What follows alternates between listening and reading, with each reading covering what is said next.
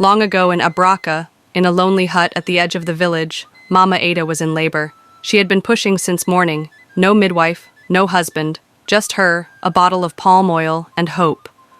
By the time evening came, her screams had quieted down. She had no more voice, only tears. And then, a sharp cry broke through the storm. Then another. Twins. But as soon as Mama Ada saw their faces, her eyes widened. She sat up, weak and sweating, but unable to stop staring. The first girl, Awele, had a wide face and eyes that didn't quite face the same direction. Her lips were thin and long, stretching like they didn't belong to her. Her forehead was so wide it could write an essay. A strange gray crescent sat boldly in the middle. The second girl, Obianuju, was worse. Her skin was rough like burnt yam. Her nose was too large, almost touching her lip, and her jaw jutted out like it had its own opinion. Her ears were not equal, and one eye blinked slower than the other. A dark birthmark shaped like a crooked snake ran across her cheek. But the worst part? They were smiling, newborn babies, just born, and already smiling in a way that made the hair on Mama Ada's arms stand. When the midwife finally arrived and peeked inside, she screamed and stepped back. What kind of children are these?" she asked, crossing herself. "Thunder roared, and then you gave birth to... She didn't finish the sentence. She just dropped her calabash and ran. That was how the rumor started. Mama Ada gave birth to children Thunder brought. They called them the Cursed Sisters, but they would grow up to be known as the iconic Twin Sisters. From the very first market day after their birth, the twins became popular, not for good reasons. People would walk past Mama Ada's compound, glance at the twins playing outside, and forget how to greet. You'd hear, "Good afternoon, eh God, what is that?" Some would even turn back and greet again, just to confirm what they saw the first time. Owl's head was so round and shiny, some villagers said it could reflect your future. The children nicknamed her Mirror Head. Obianuju's own was worse. They called her Bite and Continue because of how her teeth arranged themselves like someone chewed them halfway and forgot. Obianuju didn't care. If you laughed at her, she laughed back, louder. Sometimes she even added dance steps to her insult. "Yes, I'm ugly, but I can dance past your destiny," she'd say. Awele, on the other hand, said nothing. She just stared. People said her stare could rearrange your intestines. One time, a stubborn boy called her face like burnt offering. She didn't say a word, just looked at him. That same night, the boy dreamt that his yam farm caught fire. Coincidence? Nobody waited to find out. From that week, mothers began telling their children, "If I hear say you go near those twins again, now you and Thunder go share bed." And so, the twins grew up alone, feared, mocked, but strangely unforgettable and iconic. When the twins turned 10, Mama Ada did the unthinkable. She enrolled them in Umunza Community Primary School. People gasped like she'd brought snakes to assembly. The first day they arrived, the whole class went silent. Not because they were shy, but because they were trying to process what they were seeing. Awele squeezed herself into the last bench near the window. Obianuju walked like she owned the place, dragging one leg like a fashion model who stepped on a snail. As the teacher walked in, someone at the back muttered, "Madam, you left your juju at the door." The whole class laughed, except Awele. Obianuju turned and faced the boy. "Don't worry, your nose will catch up with your mouth soon," she replied sweetly.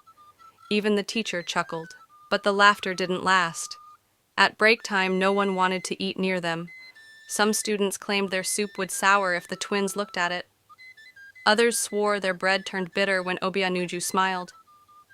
Awele began eating her food behind the school building, alone. One day, a teacher saw her and asked, "Why are you hiding here?" She shrugged. "But it's hot under the sun," the teacher said. Awele finally looked up and whispered, "It's still warmer than how they treat us." The teacher didn't know what to say. Back in class, Obianuju was still giving hot clapbacks as a defense for how she truly felt about the bullying and bullies. But their iconic journey was only just beginning. By the time the twins turned 13, something snapped, in a good way. They had cried their last cry. One morning, they walked into school looking like two YouTube tutorials gone wrong, and proud of it. Awele wore a bright yellow church blouse over a red lace wrapper. Her eyeshadow was blue on one eye and green on the other, like she didn't finish loading before leaving the house. Her lips were painted thick purple, not lipstick, just crayon that she sharpened. Obianuju showed up with pink nails on one hand, orange on the other, and powder so white on her face that one teacher greeted her in Hausa by mistake. Her geel was tied like a struggling satellite dish. People burst into laughter. Some even brought out their phones. But the twins just posed. "Take it well, Obianuju said, pouting her lopsided lips. "This look is called Suffer No Day Kill style. You no go understand." They started walking like models, but village version. Twisting waist like their bones were on strike. Strutting like they were on fashion runway, but with their slippers clapping behind them like angry relatives. Even the school principal choked on his tea the day they marched into assembly and shouted, "We are the beauty that fear could not swallow." From that day, the twins became unstoppable. Every Monday, they showed up with new madness. Red and green combination like Christmas decoration.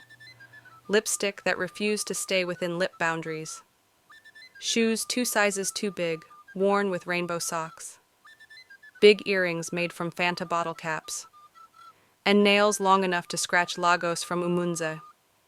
The more people laughed, the more confident they became. Some laughed until they started copying, just small things at first. One girl even asked Awele, "Please, where do you buy your colorful socks?" Awele smiled.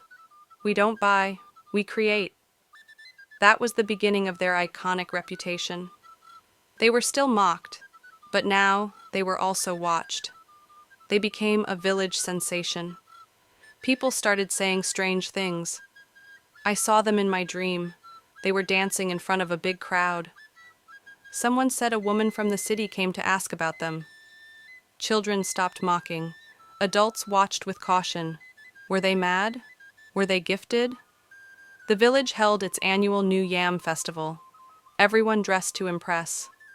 The twins came late, matching skirts made of Gary sacks, head ties made of sponge, and long, colorful scarves dragging like wedding veils.